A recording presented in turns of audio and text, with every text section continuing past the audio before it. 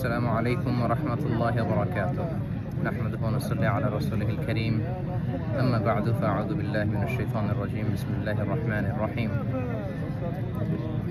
পবিত্র মক্কাতুল মুকাররমা থেকে আপনাদের সবাইকে জানাচ্ছি আন্তরিক শুভেচ্ছা এবং মুবারকবাদ। আমরা গতকাল মক্কাতুল মুকাররমাতে 27-এর কদরের রাতকে কাটিয়েছি। আজকে বাংলাদেশে 27-এর কদর, একটি গুরুত্বপূর্ণ কদরের রাত। আল্লাহ রাসূল সাল্লাল্লাহু আলাইহি সাল্লাম, আমরা জানি যে লাস্ট 10 ডেজ অফ রমাদানে রাতে ঘুমাতেন না, একান্তভাবে তিনি ইবাদত করতেন। আমরা গতকাল দেখেছি লাখো লাখো ধর্মপ্রাণ মুসল্লিরা কাবার প্রান্তরে কেউ উমরা করেছেন, কেউ কিয়ামুল লাইলে অংশগ্রহণ করেছেন, তারাবিতে অংশগ্রহণ করেছেন।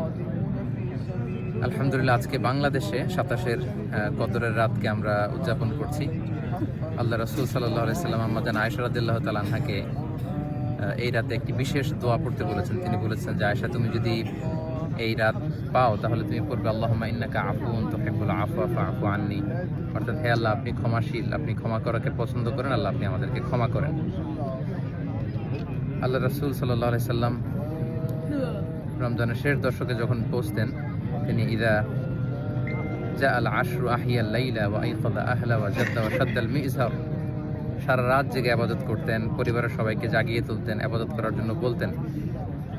এবং সারা বছর কোরআনের যে আয়াতগুলো নাজিল হয়েছিল এগুলো তিনি জিবরাইল আলাইহিস সালামের সাথে রিভাইজ করতেন, তিনি শোনাতেন। জিবরাইল আলাইহিস সালাম আল্লাহ রাসূল সাল্লাল্লাহু আলাইহি ওয়াসাল্লামকে পড়ে শোনাতেন।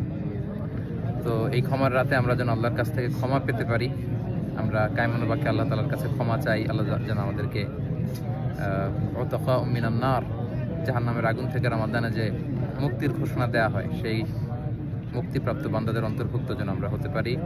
পবিত্র মক্কাতুল মুকাররমা থেকে আমরা প্রাণ ভরে দোয়া করছি আপনাদের জন্য। আপনারাও আমাদের জন্য বিশেষভাবে দোয়া করবেন, এবং স্পেশালি আমাদের হাসানা ফাউন্ডেশনের জন্য আমি দোয়া চাই।